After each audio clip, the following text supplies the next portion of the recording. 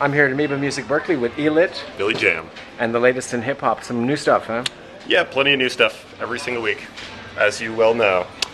Starting with the new Black Milk album, No Poison, No Paradise. I know a lot of people are very amped for this. Pretty much every time Black Milk puts out an album, I feel like people get really hyped about it. And it's been getting some very good reviews. Most of his albums are pretty damn solid. He produces them himself and raps over them. This one's got Robert Glasper on it from the Robert Glasper Experiment, one of the biggest jazz sellers of last year, as well as Black Thought from the Roots, Will Sessions, a bunch of Detroit guys as usual. You know how the Detroit scene does. So No Poison, No Paradise, cool pick. Devin the Dude has something new out, One for the Road. He's been consistently putting stuff down for quite a while, hasn't he? Yeah, he's consistent. That's what I was going to say. I haven't actually listened to this one, but I've seen interviews with him about it where he sort of talks about how it's he kind of wanted to steer away from the clubbish sounds, and go for something a little more mellow. So that's probably what we got here, like some nice mellow thing to bump in your car. That's pretty cool. Also, this is one that I like a lot. I've been bumping this quite a bit recently, actually.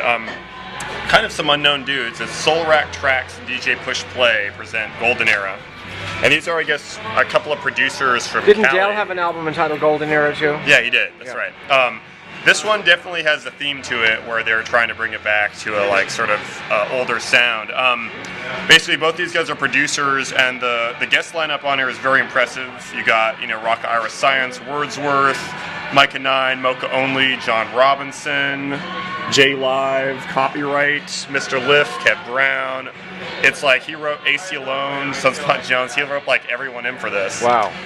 And what's interesting is that this guy's production sounds kind of like it was recorded in a basement or something, like in his home studio, just like cranking it out, really dirty sounding, very simple loop bass, and it's kind of cool to hear so many big name rappers rapping over stuff like this. You kind of, when you think about it, you generally hear them over more polished stuff now, and this is kind of like dirtier, trying to bring it back to this whole golden era type vibe, What else have we got? Young Dro, High Times. Not my favorite album cover, but I believe that he's an associate of some other people. Like I know T.I. is on here and stuff. It's on Grand Hustle. And I've definitely heard his name tossed around. I'm not super familiar with this stuff, but That's out. And I definitely wanted to bring up this one too, not to be slept on, Lizzo's new album.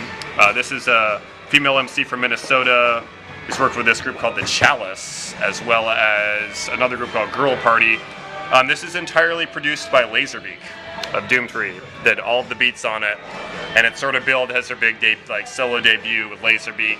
Pictured over here next to the car in the background, handling all of the beats. I just reviewed this for Calex. I liked it a lot. It's extremely well produced, and Lizzo's a pretty daring rapper too. She takes a lot of risks with her voice. She does some singing on there, does some really crazy, weird styles going on with the rapping. And I thought it was a solid piece of work, so you should check that out. Moving on to records here. Black Milk on vinyl. Nice heavyweight LP there. Odyssey's new one, now out on record, The Beauty and All. I know people are going to be scooping that up with a swiftness.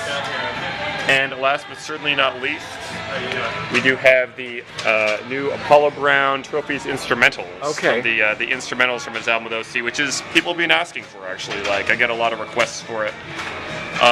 I don't have it in my hand, but I also wanted to mention a 7-inch that we got in recently that I'm a big fan of called Four Fists, which is a group that's POS and Astronautilus sort of making music together. It's very left field, very crazy, channeling rock roots kind of sounding stuff.